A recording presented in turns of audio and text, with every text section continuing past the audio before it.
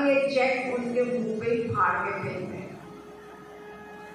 वो आपकी शक्ल की ओर देखे और समझ गए मैंने ठीक नहीं लिया और इधर आ एक 0 और जोड़ दिया तो 1000 कितना हो गया? 10,000 हो गया। फिर भी 10,000 में होता क्या है, इतना बड़ा आदमी है और भी दे सकता है। आप उनकी ओर देख रहे हो आशा से कि ये क्या आप दे रहे हैं इतने बड़े काम में और आपके पास इतना पैसा है किस लिए? तो उसने फिर से चेक वापस दिया, एक और जोड़ दिया तो कितना हो गया? 1 लाख। अब थोड़ा सा आप नॉर्मल हुए और सोचा जो 1,000 दिया है अब 1 लाख हो गया तो बस चलो ठीक ही है, हम सोच रहे थे शायद ज़्यादा करें। तो आपने उनसे कहा देखो ऐसा है कि आप जो कर रहे हो, मैं आशा तो ज़्यादा नहीं कर रहा था, लेकिन आपका एक दोस्त है ना वो भी तो अरबपति है, आपने मुझे एक दिन कहा था वो भी अच्छा दानी है, तो ज़रा आप उनको फ़ोन कर लीजिए, मैं उनके पास अभी जाऊँगा तो उनको बोल दीजिए वो भी ठीक से हमको देना। तो जैसे ही आपने उस व्यक्ति का नाम लिया, वो उनके दोस्त थे, तो क्या देखा कि इनके आंखों से आंसू बहने लगे। तो आपने सोचा मैंने क्या गलत किया, ये रो क्यों रहे हैं? देखा क्या हुआ भैया, मैंने कुछ क्या तुमको पता नहीं है कि परसों रात को ही वो सोए और सवेरे नहीं उठे, यानी संसार से चले गए। यानी दानी तो थे, सोचा उन्होंने भी था कि हम कुछ करेंगे, बस सोचते ही रह गए। हम सभी लोग ऐसे हैं, करेंगे करेंगे करना चाहिए, लेकिन वो रखे रहते हैं फिर वही छूट गया, उसका सबका हमको हिसाब देना पड़ेगा। खैर जब ये रोने लगे तो उनको फील हुआ कि देखो वो तो नींद में ही चला गया, सब पैसा यहीं पे धरा रह गया। धन का जो इवेंचुअल उपयोग होता है उसके अनुसार उनको फल मिलता है। तो उसने सोचा कहीं मेरा भी ऐसा हो, किसी का कोई गारंटी तो नहीं है, ये भगवान की प्राइवेट फाइल है हम सबकी, कब किसको जाना है किस समय किसी को नहीं पता। इसलिए कहते हैं जो करना है सो कर जल्दी, यही कहना हमारा है। जो आए काल परवाना तो एक दिन सबको जाना है। कमाई कर लो, भगवान नाम रूपी कमाई कर लो, यही साथ में जाएगा।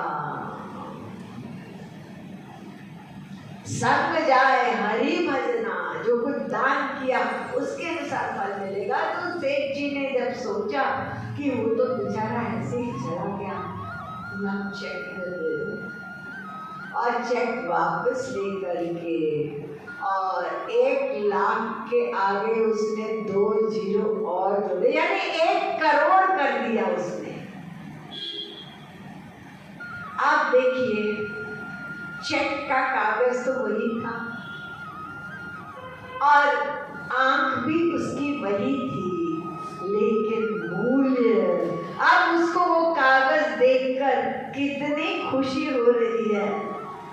1,000 था तब बेकार था, अब 10 करोड़, 1 करोड़ का है, तो वो उस कागज को बड़े प्यार से लेकर के और रखता है अपने हृदय के नजदीक पॉकेट में। 1 करोड़ हो गया। यही बात भगवान नाम की है। जितना इसका महत्व इम्पोर्टेंट स्वयं श्री कृष्ण कहते हैं। यानी ये इसी प्रकार से मैंने आपको बताया कि जैसे श्री कृष्ण कोई देख रहा हो और भगवान नाम ले रहा हो, इस बराबर है। इम्पोर्टेंस जितनी अधिक इम्पोर्टेंस होगी नाम लेने की, उतना बड़ा लाभ आपको मिलेगा। तो इसलिए हमारे श्री महाराज जी ने एक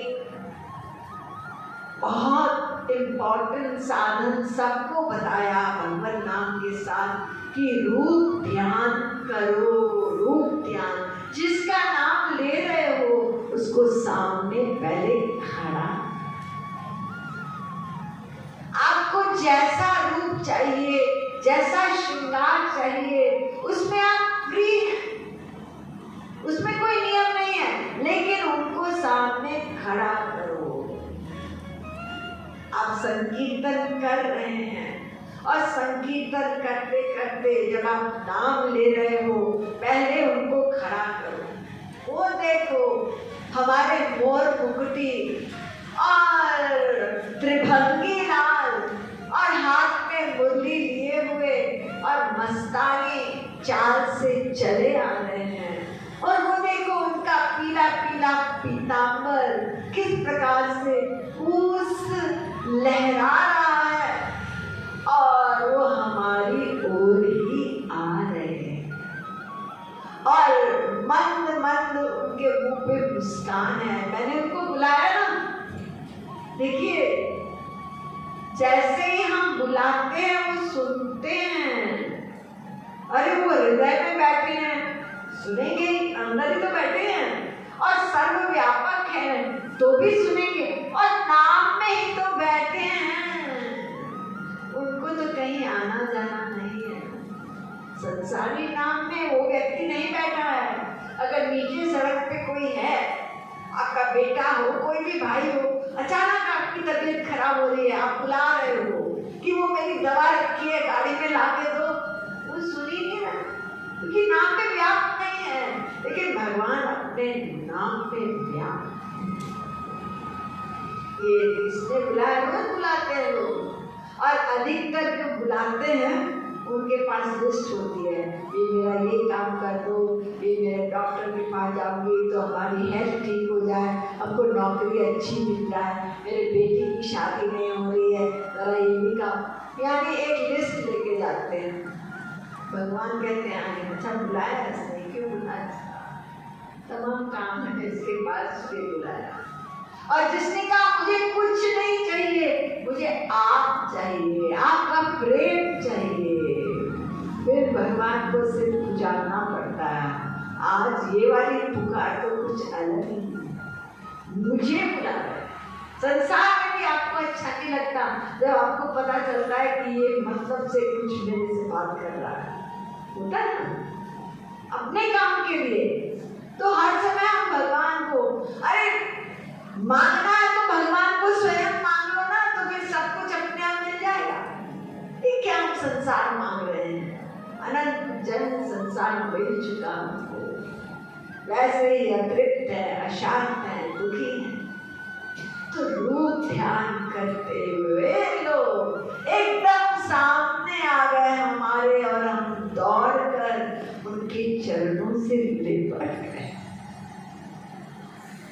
आज हमारे अंदर वो अनंत जन्मों की वो धधकती हुई जो आग थी संसारी कामनाओं की, वो आज शांत हुई। कितने कोमल चरण हैं और अलौकिक सुगंध, और आप इतने भावपूर्ण होके आपको कुछ होश ही नहीं, बस आंसू झरझर झरझर हमारे उनके चरणों को धो रहे हैं। और इतने में आपको एक अलौकिक, एक आनंदमय स्पर्श मिला। ये लो श्री कृष्ण ने स्वयं अपने हाथों से मुझे उठाकर और अपने हृदय से लगा दिया। कैसा वो अनिर्वचनीय आनंद है, ये हमको अपने ध्यान में सोचना है। किसी दिन ये फ्लाइट में होगा, लेकिन अभी हमको अपने हिसाब से, आपको जैसा ध्यान पसंद हो, जैसी लीला पसंद हो, आज हमने अपने हाथों से ये फूलों की माला बनाई। ये बनाई इसलिए कि हम अपने हाथ से अपने श्याम सुंदर को पहनाएंगे।